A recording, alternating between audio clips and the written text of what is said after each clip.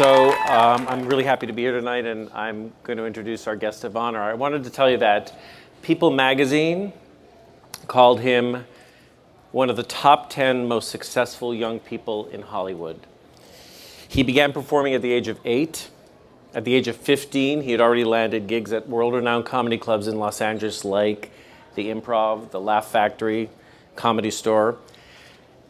At 17, he became the youngest staff writer in television history at Nickelodeon, which would become a home for him.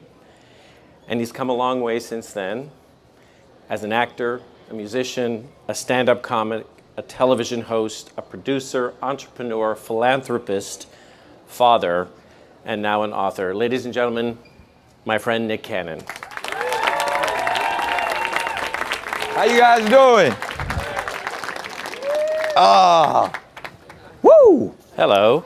Yes, sir. You are everywhere. I mean, you're doing everything. But this is your first book about poetry. Why poetry? Oh, man, I feel like poetry is definitely the best form of expression. There's no right or wrong way to do it, and it allows you to tap into your creativity in such a way that, you know, it's an emotional connection, so it's really cool.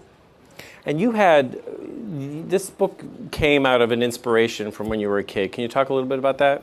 Yeah, I honestly was inspired by several things. I mean, poetry in general, but the first poet that I was truly inspired by and introduced me to the world was Shel Silverstein.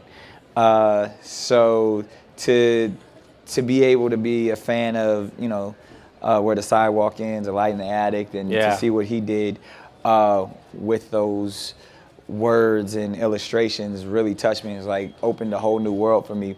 At the same time, it was simultaneously the idea of, I was a child of hip hop as well. So to be able to experience those two worlds at the same time was really dynamic for me.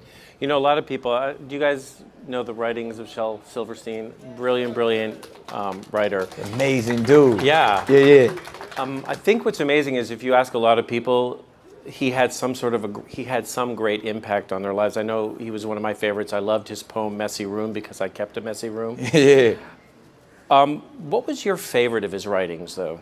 I would have to say my favorite of Shel's writings. I mean, I loved all the poetry books, but The Giving Tree was something I was probably, right? That was just the simplicity in it, but how complex it was. Yeah. And, you know, even as a kid, it's just, you know, to know so much about this relationship between this young boy and this tree, and even to where he was always an old man and the tree was still there for him. It was outstanding.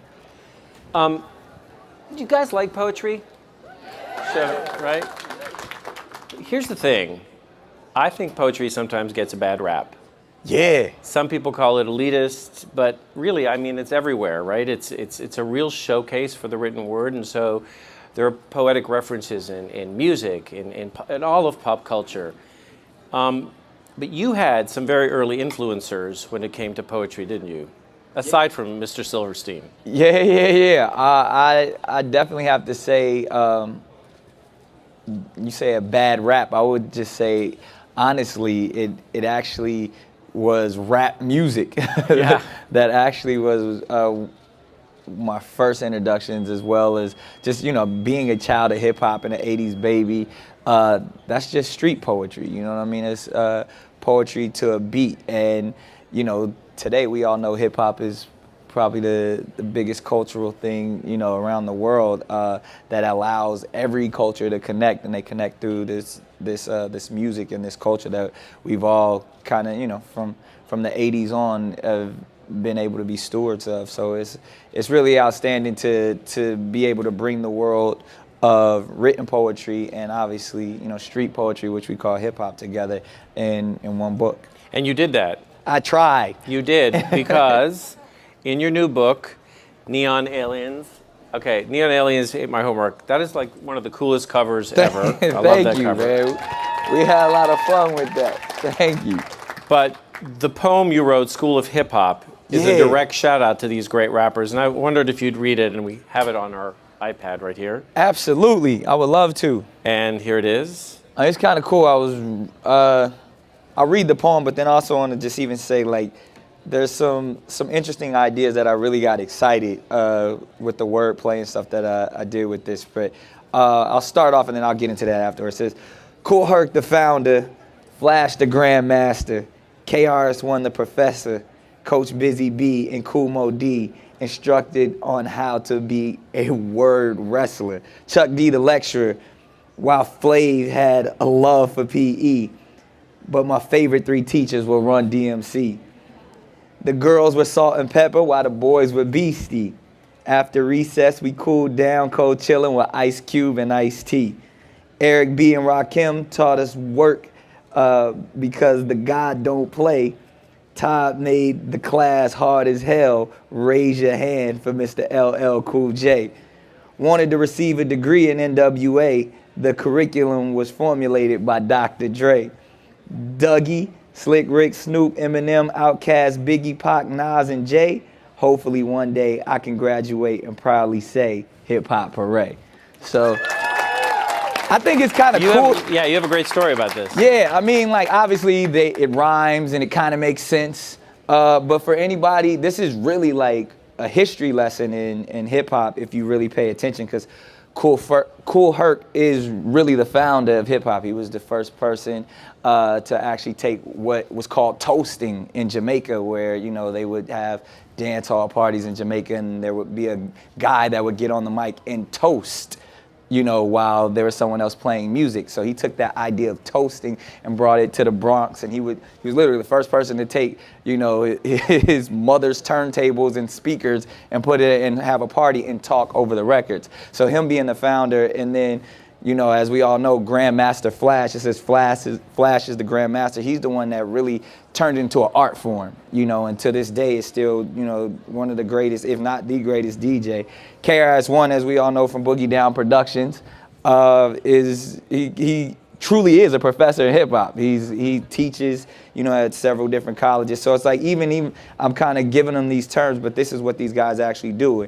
Coach Busy B, or Busy B and Kool Moe Dee, if a lot of people don't know, it was technically the first battle rap ever on, they actually have it documented where Kool Moe Dee and Busy B at a party. Before them, people wouldn't battle rap. They would actually just say their rhymes and say how cool the DJ was.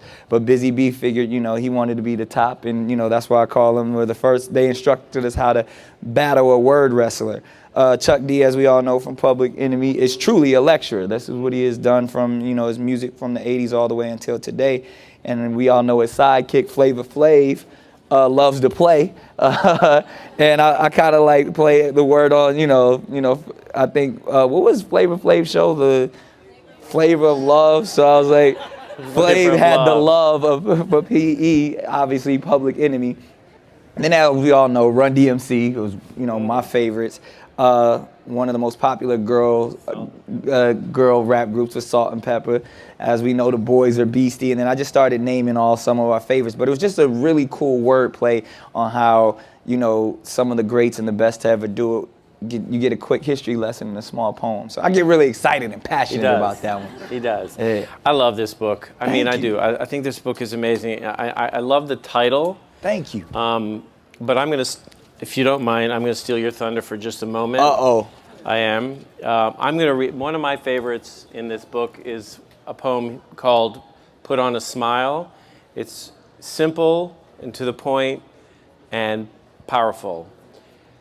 Be who you are, not who the world wants you to be.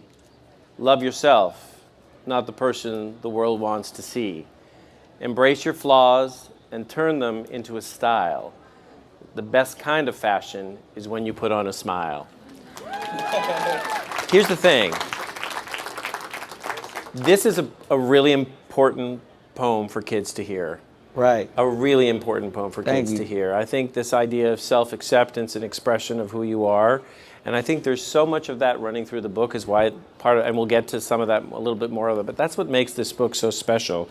But back to the title. Right. Where the heck did that come from? Neon aliens ate my homework. It's a true story. It really happened. It did. No, honestly, it's a true tale in the sense that when I was in the 4th grade, I didn't do my homework, and I had the audacity to tell my 4th grade teacher that I was abducted by aliens the night before. Did she believe you? And you know what? She humored me. She enjoyed the fact that she knew I didn't do my homework, but the fact that I was creative enough to come up with the most absurd story. She definitely phoned home and called my mother. One, to tell her that I didn't do my homework, but 2, to tell her that, how creative I was, and that, that they wanted to tap into my creativity. So, needless to say, I never missed a homework assignment again. But it was really cool to, that the teacher actually took time to acknowledge that, this kid is really creative, and we wanted to tap into his imagination even more. I want you to recite that poem. Yes. But we're going to do it in a little bit, because I want to get back. I want to take Nick back a little bit in time and go back to when you were 8 years old. So you've been writing since you're 8.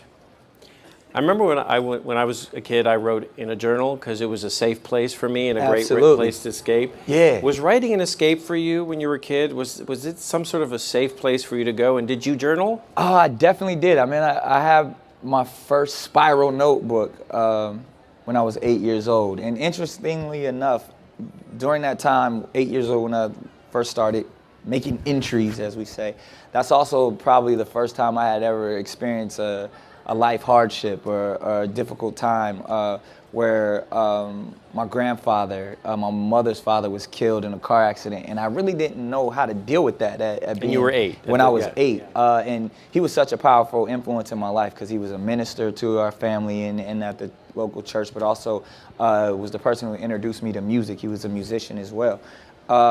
And during that process, that's where I would vent and really found a way to get my emotions out, and saw this as a place of peace, and that I can actually voice my opinion, because we all know at 8 you're still trying to even figure out thoughts and how to put them together. So to have writing in a journal or a notebook there for me to be able to get thoughts out was really cool. All right, personal. Do you remember your first entries?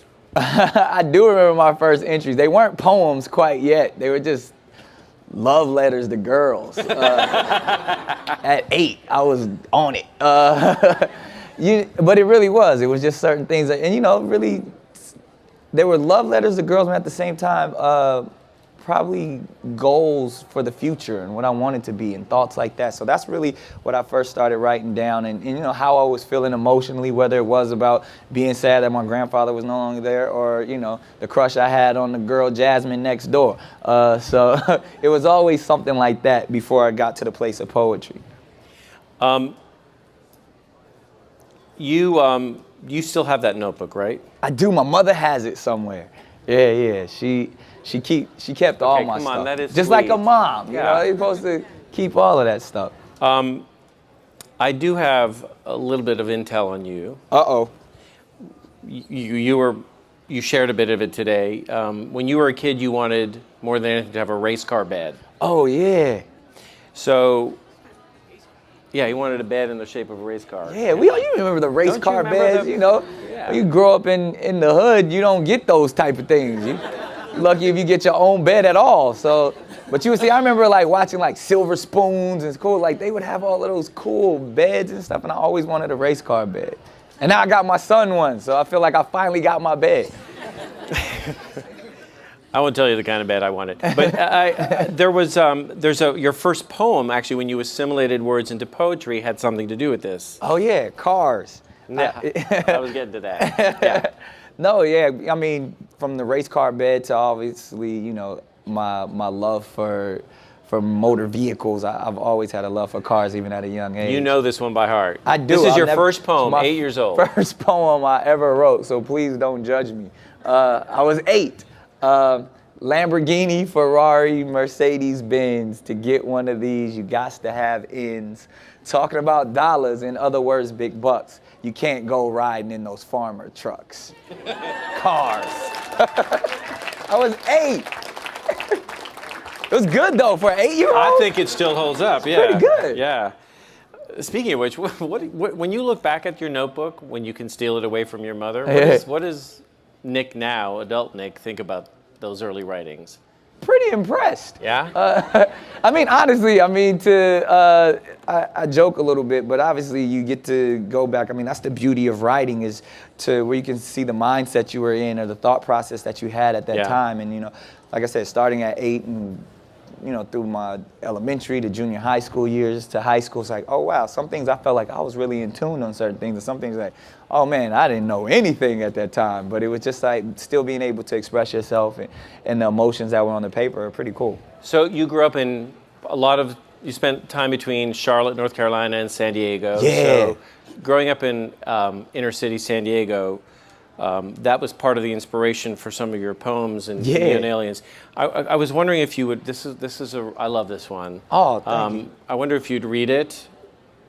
Weird Concrete. Oh, yeah, absolutely. And it's funny, like, you say things like, oh, you grew up in the tough streets of San Diego. That doesn't even sound right. Like, if you say San Diego, you think like surfboards and Mini Coopers. But Yeah. Growing up in a small section called Southeast San Diego that was closer to the border of Tijuana and stuff, it was a little tough. And it was a weird neighborhood just in that sense, to where, it was a low income environment.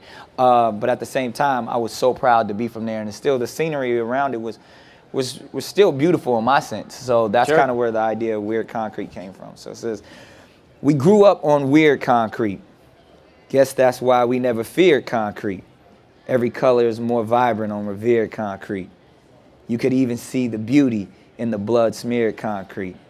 We live far away from top-tier concrete, that we feel ownership because we raised and reared concrete. Our morals, goals, and most of all, our word appeared concrete. Yeah, we keep it real, even on genetically engineered concrete. Though it was hard and rough, we persevered concrete. When school let out, we cheered concrete. We learned to love it when those above it jeered concrete. We were taught to protect ours when enemies neared concrete. We came from genuine tough love known as sincere concrete. We used our strength to rise above as we cleared concrete. Sometimes we tried to run away from it, but it never disappeared concrete. Remember, our forefathers and ancestors pioneered concrete. That's why we should never snicker or sneer concrete, because of those who marched and volunteered concrete. They allow us today to sway and walk cavalier concrete. Footsteps, handprints, date of birth, or that special year concrete. In the distance, outsiders looked over and peered concrete, but they will never know how it feels to be speared concrete. Covered and smothered, immortalized as frontier concrete. Mixtures of love and pain we blocked and interfered concrete. Listen closely to my heart and you can hear concrete. Trust and believe, I live for this weird concrete. Thank you. Absolutely love that poem. Thank you. This book, it's safe to say, and you've been vocal about this, is very personal. Absolutely. Some of the poems, in fact, were inspired by real kids. Yeah. Many of whom you've met and interacted with at this incredible hospital in Queens, St. Mary's Hospital for Children. Can you talk? I know this is such a passionate. Yeah, I mean, I'm a busy guy for so many reasons. I mean, I like to be on the go. I always like to do stuff and keep it moving. My ADD has always got me doing several things, and even like the when you listed my resume before we got out here, it's just like, he does this, and this. But when I show up to a children's hospital, time freezes. Nothing else matters. And it's truly a place that puts everything in the proper perspective for me when it comes to life, because you walk in there and you see these young people dealing with so many hardships, but still able to put a smile on their face. And you step back and look like whatever my problem was or issue was during the day has nothing on what they're going through. And they make conditions that are so difficult seem so easy. And I honestly believe that when I get a chance to visit St. Mary's or any children's hospital, it's like the closest I've ever really been to angels. Because when you think about all that they're going through that they don't deserve and still able to express love and joy, it's like that's what life is really all about when you can connect with those type of beings. So true. Thank you. It's a great place. Yeah, it's honestly, a really amazing it is. place. I feel I'm inspired every time I go to a children's hospital or even get the opportunity to experience anyone with hardships, but especially young people. Shift gears just a little here to Okay. talk about illustrations, because the illustrations in this book, I mean, even when you think about Shel Silverstein, those illustrations enhanced his iconic, words, yeah. right. So I think what you did here is you actually, when you approached this book, you actually looked at a very specific kind of artwork that you wanted to. Can you talk about that a little? Absolutely. Well, again, I felt like this book was all about bridging the world of traditional poetry and hip hop. And when you think of the four elements of hip hop, graffiti is definitely one of the real foundations. And I wanted people to be able to experience that throughout this book. And when you think about what street art has become, I mean, originally when it first started, people, looked down on it and, like, They of looked course, at it as vandalism. yeah, vandalism. Yeah. But, of course, vandalism is wrong. But when you really understand where these young people were coming from, and it was just another form of self-expression, and they were true artists. I mean, amazing artists. And to this day, I mean, some of them are world-renowned, and that art form has grown to not only become a huge industry, but it's just something that's really embedded in the culture. I wanted to make sure, in the same way that Shel did with his iconic illustrations, I had the opportunity, myself and a few other amazing street artists to kind of push that message through, and they helped paint the pictures for several of my poems. And it's really cool because when you think about street art, I figured I couldn't do it myself. One, because I don't feel like I'm all right when it comes to Wait, to but art. you've done some of the illustrations in this book yourself. I did. I had the Yeah. opportunity to do it, and I Yeah. dabble in it. But I feel like I was able to surround myself with some amazing street artists as well, and that's the beauty. Like if you go outside and look at a wall, you'll see half a dozen or more artists on one wall. So I kind of wanted to bring that experience to the book as well. Yeah, and brilliantly. You talk about making your poetry exciting and relevant to kids. But this book isn't just about kids. It's not just for kids. It speaks to everyone, from the ode to jazz greats like Satchmo and Miles Davis to poems about aliens eating your homework, which is something we can all relate to. But your poetry is really for everyone, isn't it?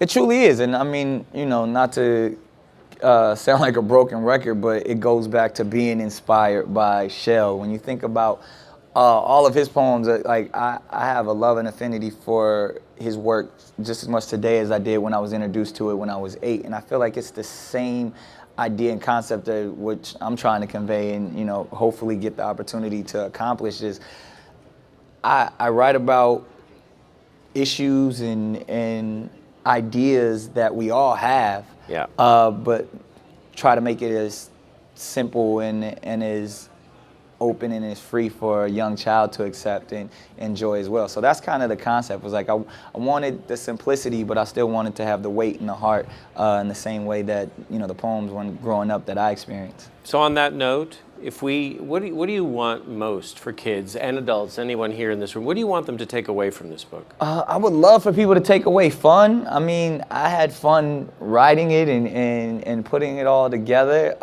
And then they're humorous and they're light, and if you can take a moment and step away from whatever you're doing that may have you stressed out or kind of dealing with life's real issues, if this could take you away from that for a second, I mean, I feel like, honestly, that's one of the reasons I was put on this earth, is to make people smile. And if this book can do that and inspire at the same time, that would be the only other thing.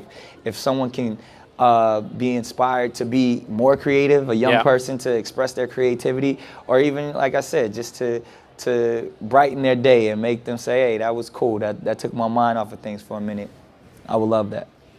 I want to end with, you were quoted as saying that writing is at the center of everything I do, as an artist. Music, comedy, and creating stories for television and film. Clearly, that's still true. Definitely.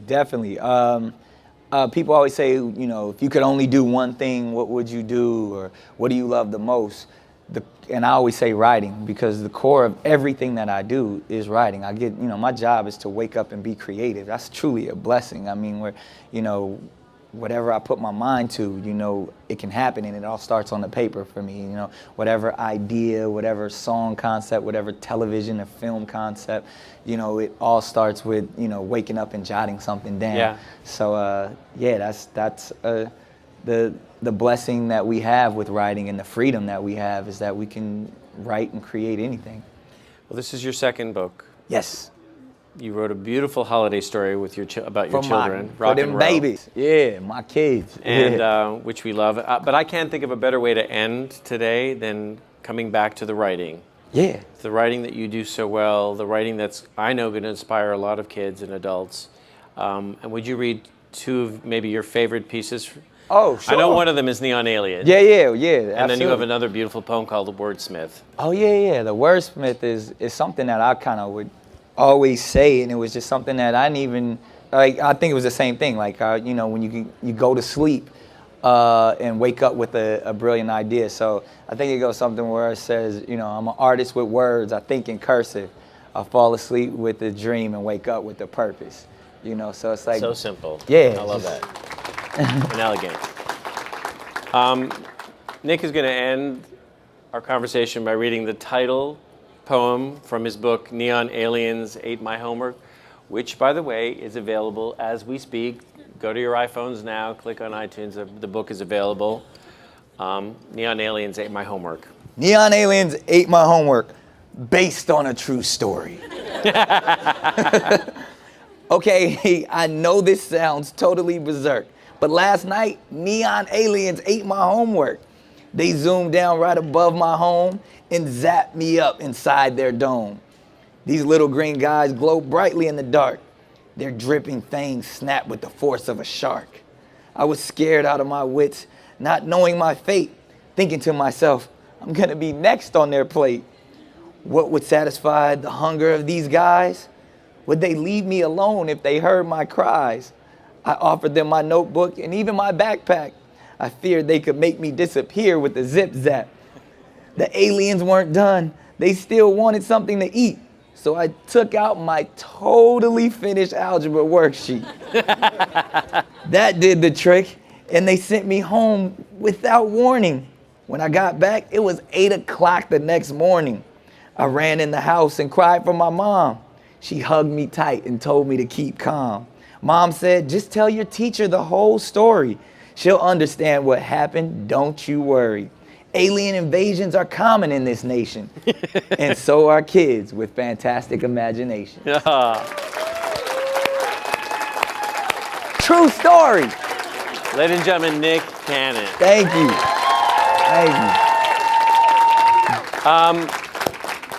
We are going to take some questions from the house, and I think we have somebody walking around with a microphone, so make sure you ask your question in the mic. Wait, what's your name? What's up? What's your name, man? I'm Jeremiah Williams. All right, Jeremiah. Mr. Williams. And I'm 9. And he's Great 9. age. Yeah. How was Real Husbands of Hollywood for you? Your mama let you watch that show? You're only 9 years old. Now, you know what? That show is some of the most fun I've ever had. When you think about, Kevin Hart and I came up in the game together since we were youngsters.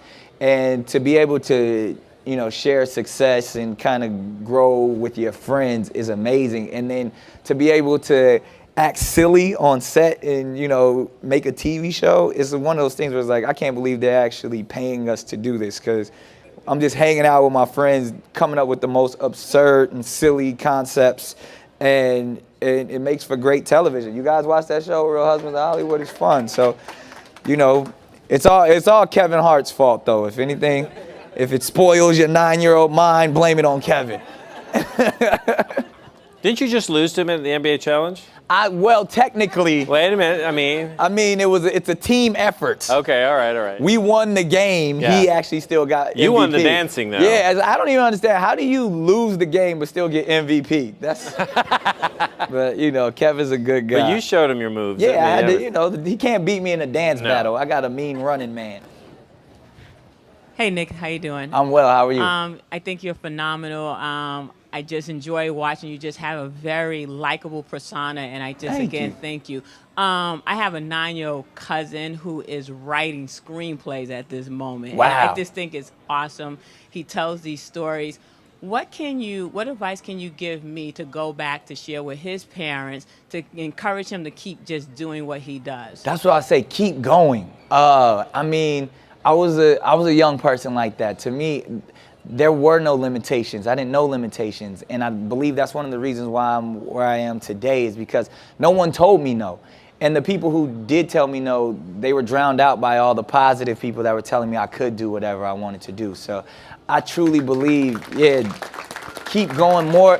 Just encourage and if there is any way, because on the flip side, and I tell this to a lot of the people when I'm hosting America's Got Talent, throwing your young people in adult situations too quickly is dangerous. But allowing them to thrive amongst their peers is amazing. So I know a lot of parents and even teachers at times want to put their kids in an adult environment because they are so talented, or they may even be geniuses in a sense. But sometimes when you put children in adult situations, and especially when they become judgmental situations, that gets a little scary. So as long as you allow them to be a child and to be childlike and to understand that there are no limitations to their imagination, that's really what it's all about. Hi, Nick. How are you? I'm good. How are you? Good. I actually want to follow behind that question because I'm an author myself. I'm a first-time published author, and I have cerebral palsy. Pleasure to meet you, sir. And congratulations on your book. Thank you. You're a huge inspiration. I actually got a copy here for you as a gift. Thank you. It has tips on how to overcome any situation for those who are going through anything in life. And it was actually inspired by my favorite singer, Beyonce, and I got the chance to meet with her last year. That's what's up. And you got to meet it's with been Queen doing Bee. well. Yeah, so I just wanted to give you that, and I just Thank wanted to get some tips on how to, continue to be a successful writer. Oh, man, I need to get some tips from you. How you going to get some tips from me? Beyonce ain't read my book. She will.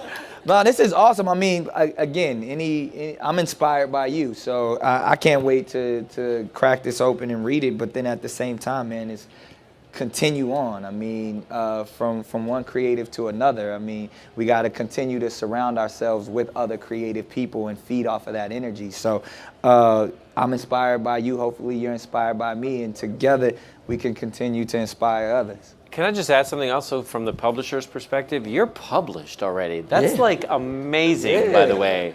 Just so you know, it's not easy to get a book published. It's a real book. Like, my book don't got this many words. My Instagram and my email's in there, so. Oh, good. I'm there you following It's you on the immediately. left-hand side of the page, like when you first open it. So. Oh, absolutely. I got it all. Congratulations. I autographed it and everything for you. So. Thank you, man. I really appreciate this. Enjoy. It's a great gift. I appreciate No it. Thank you. problem. Yes, hi, Nick. Just a sort of a personal question. I'm a father, have 4 kids. Awesome. I grew up in a very different neighborhood, very different country in Colombia to my wow. kids, and my kids are in a better position.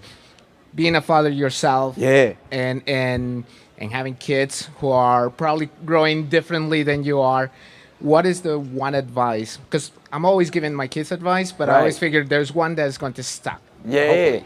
Yeah, I deal with that daily. I think about that all the time. I mean, obviously, when becoming a parent, you find out that you don't know as much as you think you know. So every day I have certain messages that I wish to convey, and I kind of want to make sure I could kind of, not be convoluted with the ideas, but just as clear. And, because when you're dealing with these impressionable minds, you want the right things to go to them. I think in my situation with my two children, just establishing love and normalcy and acceptance regardless of whatever else is around is what I try to focus on the most. Allowing them to be the individuals that they want to be. But at the same time, being a parent and setting proper boundaries, but at the same time allowing them to be as free-flowing and as loving as possible and feel loved. I always feel like, because everybody has their own way of raising and what's right and what's wrong. But I think if the core idea is unconditional love, you can't go wrong. I couldn't agree more. Yeah. Hi, Nick. My name is Willette. I didn't get a chance to finish reading your book, but I did read various excerpts of it, and I knew you grew up as a spiritual young man. Yes. And I knew that influenced you a lot through reading some of the passages in your book. Will you do things for children to realize that just because you're 8 doesn't mean you can't be spiritual? Oh, yeah. I mean, spirituality is my life. I mean, and I feel like I have a new idea of spirituality, and I think I try to convey that in a way to where I go against the grain. I mean, being a kid who was a PK, as they call it, a preacher's kid, there's very traditional ideas that you grow up with, and if you've ever experienced a PK, we're very rebellious. Because we have knowledge of what, our parents may have taught us in whatever religion that we believe, but we still want to be just as cool and just as much as accepted as all the other kids. So I was in this weird, unorthodox upbringing of a kid who wanted to be different and really was different because of my upbringing. So as much as I wanted to be cool, I could never be allowed in the cool crowd because of my spiritual upbringing. So today I feel like I can do everything and still have a strong spiritual base and understand that we all, whatever it is that you believe, you understand that, this universe is real and you find yourself within it however you wish to find yourself. So I encourage everyone just to tap into their inner self, and whatever journey or whatever path or map that you take, that you follow that and believe in it wholeheartedly, and it's going to work for you.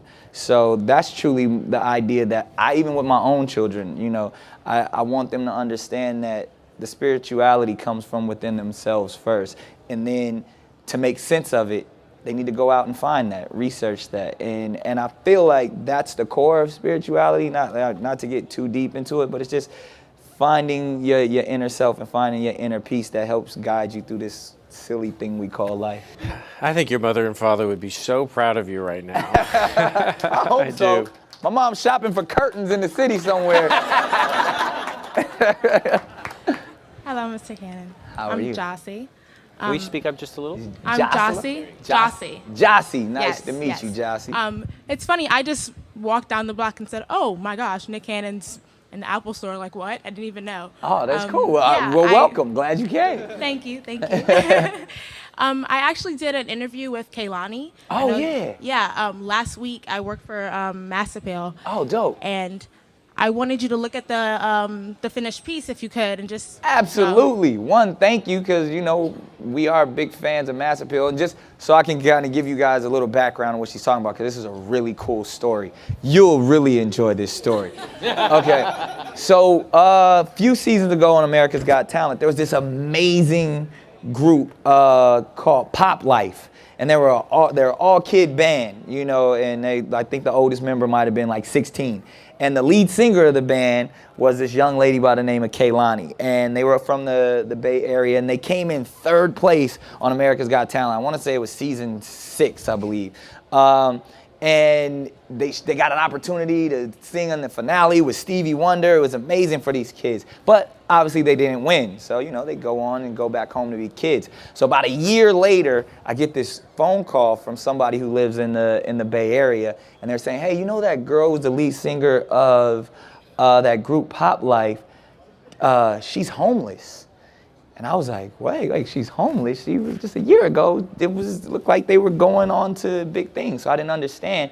And as I did my research on the young lady, I found out that, she had lost her father at a very young age. I think she might have maybe only been 1 or 2 years old, and her father was murdered in Oakland. And her mother was, you know, having a really difficult time with drugs and wasn't really providing for her. So at 16 years old, she was in, you know, East Oakland homeless. So I was like, yo, I gotta, whatever I can do, I gotta help the situation. So what I did, you know, kind of got in touch with her school and her guardian and all that stuff. And we moved her to LA. And at the time, I was just focused on, hey, finish school, you know, get your diploma. And, you know, of course, she was interested in music. She has an amazing voice and had never really been in a music studio. Her only experience was singing with this group in live shows and America's Got Talent. So I allowed her to have full access to my studio, whatever she wanted to do. And cut to today, now she's, you know, a signed artist to my record label and doing tremendous things. She's performing at 12 shows at South by Southwest this year. Was on the road with G-Eazy and looks like to be like one of the most prolific writers of her generation, because she's still so young, but at the same time has lived such an amazing life. So she has so many great stories to tell. And she can sing. And she can really can sing. She's amazing. So Yeah. we're hoping, you know, fingers crossed, you guys can look her up. She has an amazing SoundCloud, mixtapes and everything. Her name is Kehlani.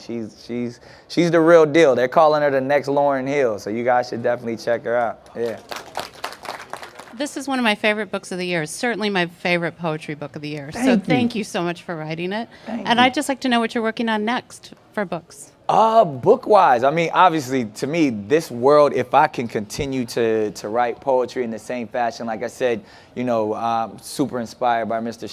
Shel Silverstein. So, you know, from A Light and Attic to Where the Sidewalk Ends, and you know, all his other outstanding books. I would love to do another poetry book in this same form. So that's what we're working on. But even at the same time, I got so many other different cool ideas that we're working on with the great people at Scholastic. So you'll see a lot more from me in this field. Thank you all. Listen, you're in the right place. So tap onto your iPhones and iPads and you can download this amazing book, Neon Aliens Ate My Homework, the amazing Nick Cannon. Thank you. The amazing Billy D. Michelle.